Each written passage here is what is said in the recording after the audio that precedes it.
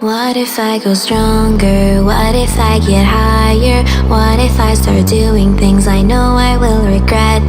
I will make my own way, I will not surrender.